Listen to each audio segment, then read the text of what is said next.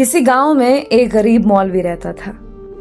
وہ اس چھوٹے سے گاؤں کی اکلوتی مسجد کا امام تھا اور نماز کے علاوہ گاؤں کے بچوں کو قرآن بھی پڑھاتا تھا، جبکہ اس کی بیوی گاؤں کی بچیوں کو مدرسہ پڑھاتی تھی، جس سے ان کا گزر بسر ہو جاتا تھا۔ ان کی ایک ہی بیٹی تھی جو کہ بہت خوبصورت تھی۔ اس کی خوبصورتی کے چرچے دور دور تک پھیلے ہوئے تھے، اور یہی بات گاؤں کے چودھری صاحب کے بیٹے تک بھی پہنچ گئی۔ اس نے موقع کی تلاش شروع کر دی کہ کسی طرح ایک بار اس حسین لڑکی کو دیکھ لے، آخر وہ ہے کیا بلا۔ ایک دن وہ مولوی صاحب کے گھر چلا گیا کہ کچھ نیاز وغیرہ دینے کے بہانے مولوی کی بیٹی کا دیدار ہو جائے گا، اور اس طرح وہ اپنے مقصد میں کامیاب ہو گیا۔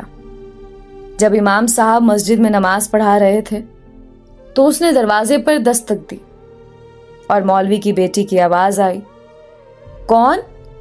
اس نے کہا کہ اس کے پاس کچھ سامان ہے جو چودھری صاحب نے بھیجا ہے، وہ لے لیں۔ لڑکی نے کہا کہ آپ دروازے میں رکھ دیں، میں اٹھا لوں گی۔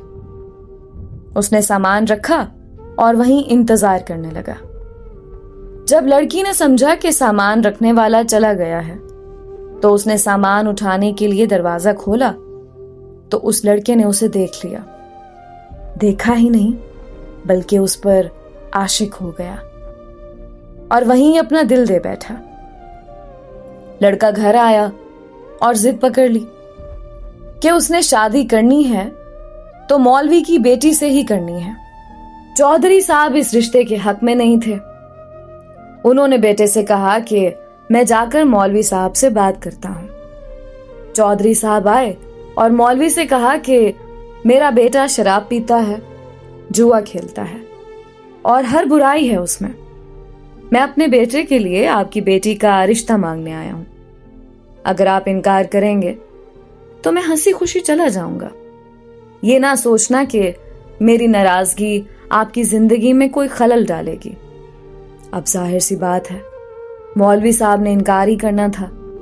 چودھری صاحب گھر گئے اور بیٹے سے کہا کہ مولوی نے انکار کر دیا ہے اور اب دوبارہ کبھی اس کی گلی میں نظر نہ آنا۔ لیکن لڑکے کو بہت غصہ آیا۔ اتنی دولت، عزت اور شہرت کے باوجود مولوی نے رشتہ کیسے ٹھکرا دیا؟ میں ضرور انتقام لوں گا، اور اس نے دل میں انتقام کی ٹھان لی۔ ادھر مولوی صاحب کی بیٹی بیمار ہو گئی اور اس کے پیٹ میں درد شروع ہو گیا۔ پہلے تو وہ گھریلو ٹوٹکوں سے علاج کرتے رہے، لیکن جب بیٹی کا پیٹ پھولنے لگا تو وہ گاؤں کے واحد حکیم کے پاس چلے گئے۔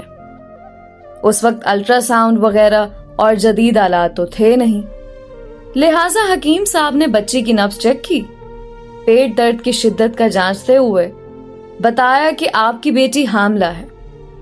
مولوی کے گھر میں تو جیسے کوہرام مچ گیا، ایک قیامت آن پڑی۔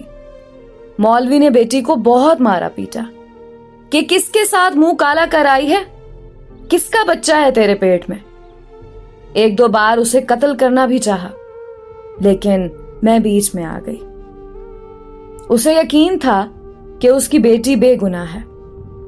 وہاں ان کی بیٹی بھی اس امتحان پر اللہ سے امید لگا کر بیٹھ گئی کہ اب کوئی معجزہ ہی اسے اس ناکردہ گناہ سے نکال سکتا ہے۔ ادھر چودھری کے بیٹے نے جب 2-3 بار مولوی کو بیٹی کے ہمراہ حکیم کے پاس جاتا دیکھا تو حکیم کے پاس چلا گیا۔ تھوڑی سی رقم ادا کی تو حکیم نے ساری بات اگل دی۔ چودھری کا بیٹا واپس آیا اور گاؤں کے میراثی کو کچھ رقم دے کر سارے گاؤں میں اعلان کروا دیا کہ مولوی کی بیٹی بغیر نکاح کے حاملہ ہو گئی ہے۔ گاؤں کی عورتیں مولوی کے گھر آنے لگیں اور پوچھنے لگیں کہ ایسا کیا ہو گیا ہے کہ بیٹی کو یہ گناہ کرنا پڑا، اس کی شادی کیوں نہ کروا دی، کس کے ساتھ منہ کالا کیا۔ غرض جتنے منہ اتنی باتیں۔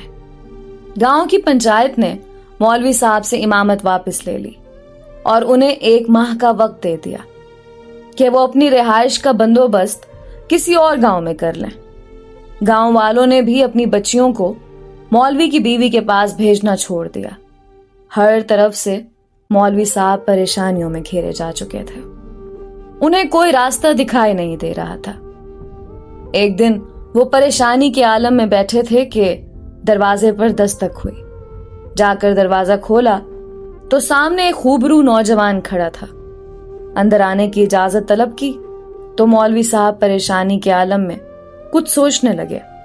लड़का समझ गया और अपना तारुफ करवाया कि मैं आपका शागिर्द हूं, बचपन में आपसे कुरान पढ़ा है, फलां शख्स का बेटा हूं और बराबर वाले गांव से आया हूं। मौलवी साहब ने पहचान लिया और उसे अंदर ले आए। उसने अपने आने का मकसद बताते हुए कहा कि उसे मालूम हुआ है कि आपकी बेटी के साथ ये माजरा पेश आया है। मजीद बताया कि वो शहर से हिकमत का कोर्स मुकम्मल करके आया है और गांव में हिकमत खाना बनाने का इरादा रखता है, लेकिन आते ही उसे इस बात का इल्म हुआ तो उसे यकीन नहीं आया कि ये वाकया सच है और वो इसका राज मालूम करने पहुंच गया। मौलवी साहब को भी कुछ उम्मीद सी नजर आने लगी। उस लड़के ने मौलवी साहब की बेटी की नब्ज देखी, कुछ तफसीलात पूछी और फिर कुछ सोचते हुए मौलवी साहब से एक बकरे और एक कुत्ते का बंदोबस्त करने को कहा।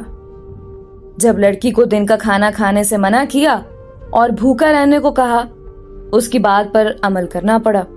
मौलवी साहब और करते भी क्या, डूबते को तिनके का सहारा। रात तक सारा बंदोबस्त कर दिया। लड़के यानी हकीम ने गांव की कुछ मुअज़्ज़िज़ औरतों को भी बुलवा लिया और उनसे बकरे का गोश्त पकवाने को कहा। जब गोश्त पक चुका तो उस लड़के ने लड़की से कहा कि पेट भर कर गोश्त खाओ। लड़की भी सुबह से भूखी थी, जी भर कर गोश्त खाया। जब लड़की ने गोश्त खा लिया तो उस वक्त तक मोहल्ले के कुछ मजीद लोग भी मौलवी के घर के बाहर जमा होना शुरू हो गए कि यहाँ क्या माजरा चल रहा है। उस लड़के ने मौलवी साहब की बेटी को बुलवा लिया और दूसरे कमरे में ले गया जहां उसने पहले से कुत्ता ज़िबा करके रखा हुआ था। उस लड़की को बताया कि जो गोश्त उसने खाया है वो उसी कुत्ते का गोश्त था।